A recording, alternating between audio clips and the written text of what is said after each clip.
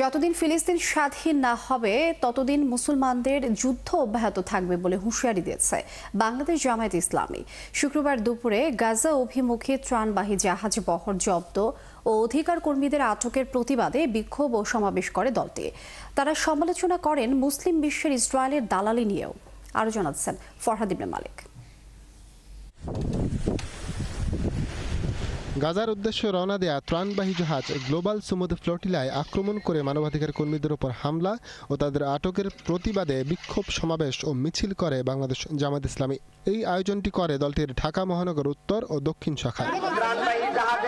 বাদ জুমা বাইতুল মোকাররম মসজিদের উত্তর ফটকে নেতারা বলেন, গণহত্যাকারী ইসরায়েলের প্রধান লক্ষ্যবস্তু নারী ও শিশুরা। প্রথম কথা হচ্ছে সমাবেশে ঢাকা মহানগর উত্তর জামায়াতের আমির মুসলিম বিশ্বের ইসরায়েলের দালালির সমালোচনা করেন। যে নিষ্ঠুর নির্যাতন চালাচ্ছে ফিলিস্তিনের উপরে, এই সুযোগটা পেয়েছে আমাদের মুসলিম রাষ্ট্রগুলোর তথাকথিত নেতৃবৃন্দ, যারা মূলত ইসরায়েলের দালাল। তারা যদি মুসলমানদের প্রতিনিধিত্ব করতেন, ইসরায়েলের বাবারও শক্তি নাই বারবার গাজার উপর হামলা করতে পারে। দলের সহকারী সেক্রেটারি জেনারেল রফিকুল ইসলাম খান ফিলিস্তিন স্বাধীনে যুদ্ধ অব্যাহত থাকবে বলেও হুঁশিয়ারি দেন। দাবি জানান নেতানিয়াহুকে গ্রেপ্তারেরও।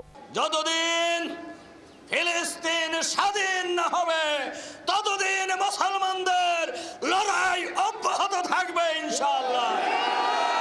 কোন শক্তি, কোন পরাশক্তি এই স্বাধীনতা আন্দোলনকে নস্যাৎ করতে পারবে না ইনশাআল্লাহ। নেতানিয়াহুকে ইতিমধ্যেই যুদ্ধ অপরাধী ঘোষণা করা হয়েছে।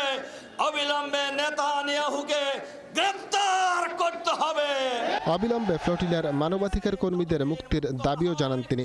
যতদিন স্বাধীন। সমাবেশ শেষে বাইতুল মোকাররম মসজিদ থেকে কাকরাইল গিয়ে মিছিলটি শেষ হয়। ফরহাদ ইবনে মালিক, ৭১, ঢাকা।